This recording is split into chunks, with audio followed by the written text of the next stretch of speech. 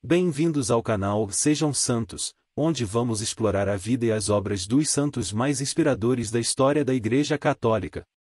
Nós vamos compartilhar suas histórias, seus ensinamentos e seus exemplos de virtudes, esperando que possam nos inspirar a viver de acordo com os ensinamentos de Cristo. Então, se você quer aprender mais sobre esses santos e descobrir como suas vidas podem ser caminhos que nos levam a Jesus Cristo para nós hoje, inscreva-se no nosso canal e deixe o seu like.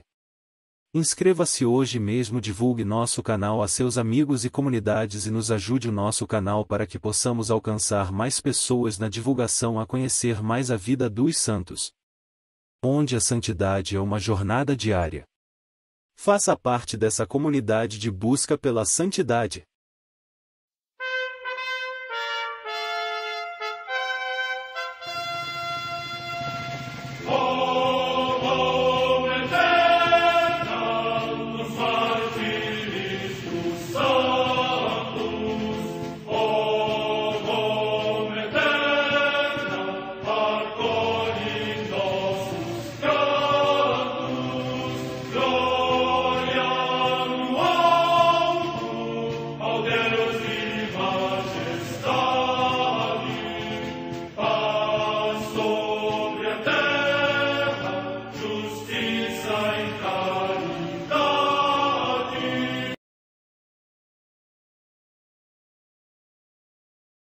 Ler a vida dos santos desperta em nós o desejo de seguir a Cristo.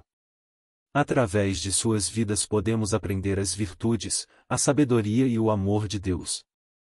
Cada santo nos oferece um modelo de vida a ser imitado, como diz São Paulo na carta aos Hebreus, capítulo 12, versículo 1. Estamos rodeados por uma nuvem de testemunhas. A Igreja foi fundada por nosso Senhor Jesus Cristo não apenas como uma instituição, mas uma autêntica família.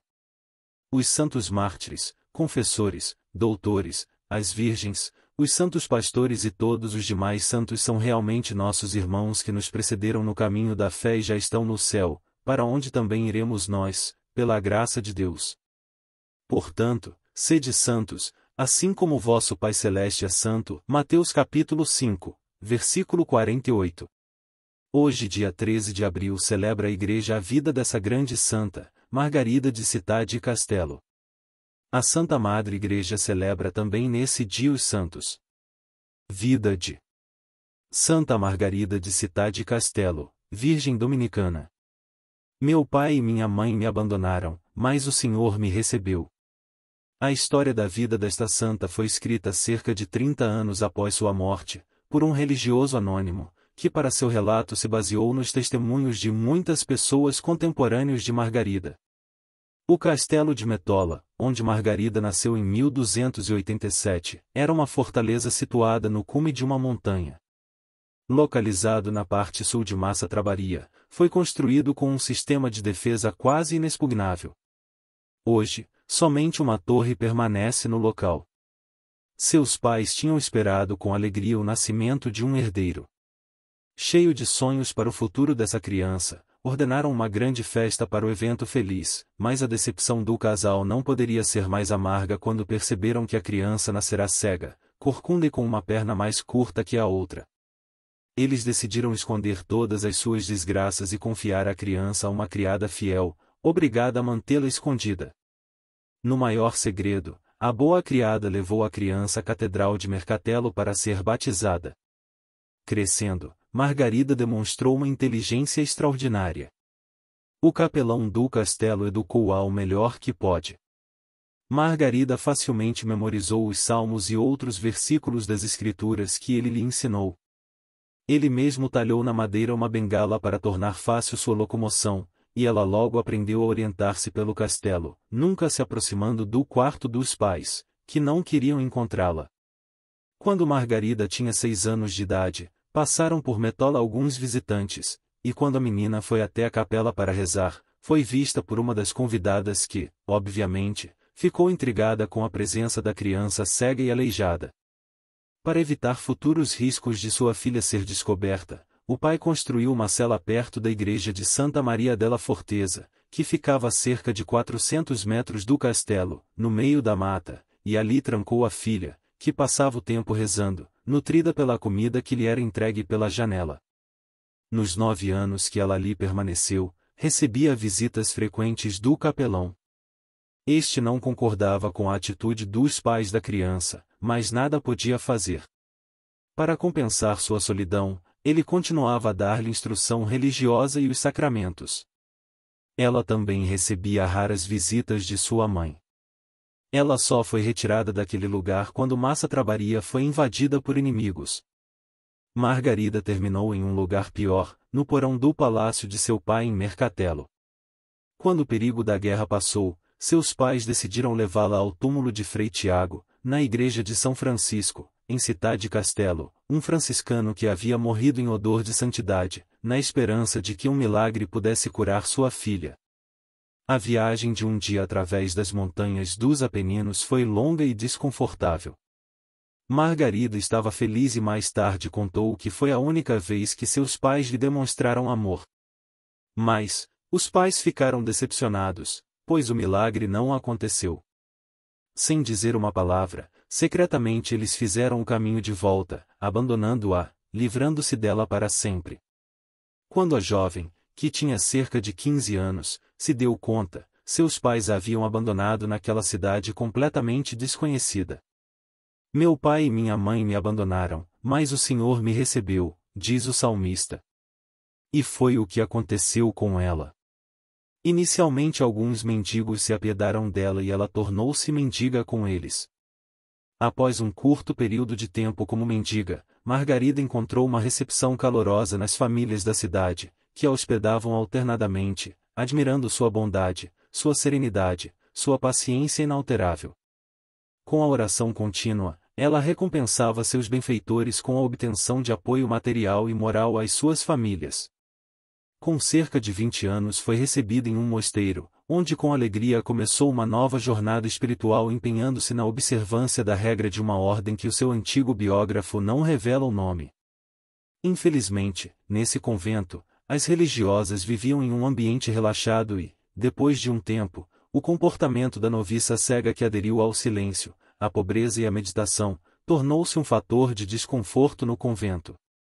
Como Margarida recusasse qualquer abrandamento, foi dispensada do mosteiro e encontrou-se novamente sozinha e abandonada na rua. Cega, coxa e corcunda, rejeitada pela família, Margarida era belíssima em sua alma e agradabilíssima aos olhos de Deus. Foi então que ela conheceu, na Igreja da Caridade, dirigida por frades dominicanos, as Mantelatas, membros leigos da Ordem da Penitência de São Domingos. Margarida foi recebida e, assim, fazendo parte de uma família religiosa, encontrou irmãos e irmãs e um grande ideal para os quais se dedicar, contemplar a Deus e transmiti-lo com a oração e a penitência.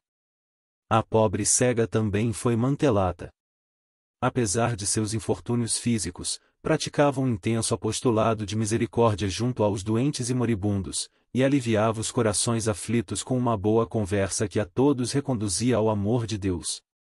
Claros sinais sobrenaturais revelavam que Margarida estava muito próxima do coração de Deus, e que o amava com um amor sempre mais puro e profundo.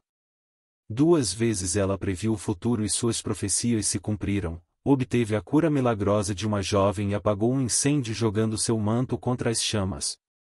Também com o toque da sua mão curou o olho doente de uma religiosa.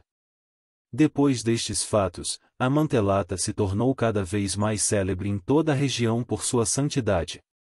Durante suas orações intensas tinha êxtases profundos, especialmente se estava na presença de grandes misérias e sofrimentos. No início de 1320, Margarida percebeu que seu exílio longe de Deus estava prestes a terminar, o sofrimento físico aumentou, a sua alma ansiava apenas por se libertar do corpo mortal. Ela faleceu no dia 13 de abril, no segundo domingo de Páscoa, com a idade de 33 anos. Os habitantes de Città di Castello correram em massa para a despedida final. Muitos milagres ocorreram em seu túmulo, que sempre foi cercado de grande reverência. A ordem dominicana deu os primeiros passos para a causa da beatificação de Margarida, mas por várias razões ela não prosperou. Em 9 de junho de 1558, o bispo autorizou a transferência dos seus despojos para um novo caixão. A exumação foi realizada na presença de numerosas testemunhas oficiais. Quando o ataúde foi aberto, todos ficaram repletos de reverência. A vestimenta estava coberta de poeira, mas o corpo de Margarida foi encontrado preservado, flácido e flexível. Ela tinha os braços cruzados sobre o corpo. Mesmo com quase 700 anos após sua morte, o corpo da Santa Margarida conserva-se maravilhosamente incorrupto e em bom estado de conservação. Ao abrirem uma das laterais do ataúde, o braço direito, ficando sem apoio, deslizou espontaneamente para fora e com facilidade foi recolocado sobre o corpo. Ao examinarem o corpo, os médicos se certificaram que não se havia usado nenhuma técnica artificial, nem havia nenhuma causa natural de conservação. O corpo foi colocado em exposição pública e muitos milagres aconteceram, os quais, após conscienciosa análise, foram reconhecidos pela Igreja e aprovados para a beatificação. A causa da beatificação foi retomada e em 19 de outubro de 1609, o Papa Paulo V concedeu aos dominicanos daquela cidade a missa e o ofício próprios da Beata.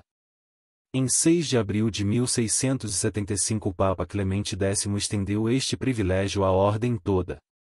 Em 1988, o bispo de Urbino proclamou a Beata Margarida de Cidade Castelo padroeira diocesana dos cegos. A Santa Margarida é a padroeira dos deficientes visuais. O corpo de Margarida, deformado em vida, permanece perfeitamente intacto após sua morte, e agora se encontra sob o altar-mor da Igreja de São Domingos, em Cidade Castelo, Itália.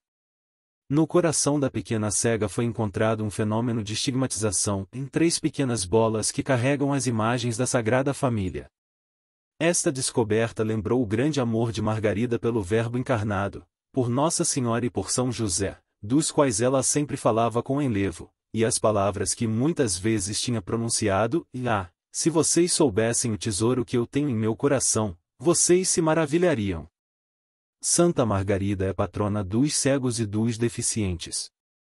Mas, ela também poderia ser declarada padroeira dos não-nascidos, pois se ela tivesse sido concebida nos dias de hoje, provavelmente seria abortada, ou abandonada à morte, como tantas crianças encontradas em cestos de lixo e em locais os mais inóspitos.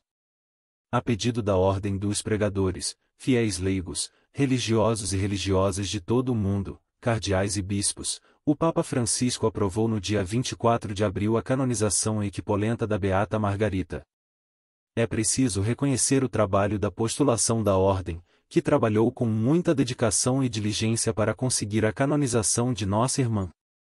No dia 24 de abril de 2021, o Santo Padre Francisco recebeu em audiência o prefeito da Congregação para as Causas dos Santos. Durante a audiência, o Sumo Pontífice confirmou as conclusões da congregação, e decidiu estender à Igreja Universal o culto da Beata Margarita de Cidade Castelo, da Ordem Terceira dos Frades Pregadores. Nasceu por volta de 1287 em Metola, Itália, e morreu em Cidade Castelo, Itália, em 13 de abril de 1320, inscrevendo-a no catálogo dos santos. Santa Margarida de Cidade Castelo, rogai por nós.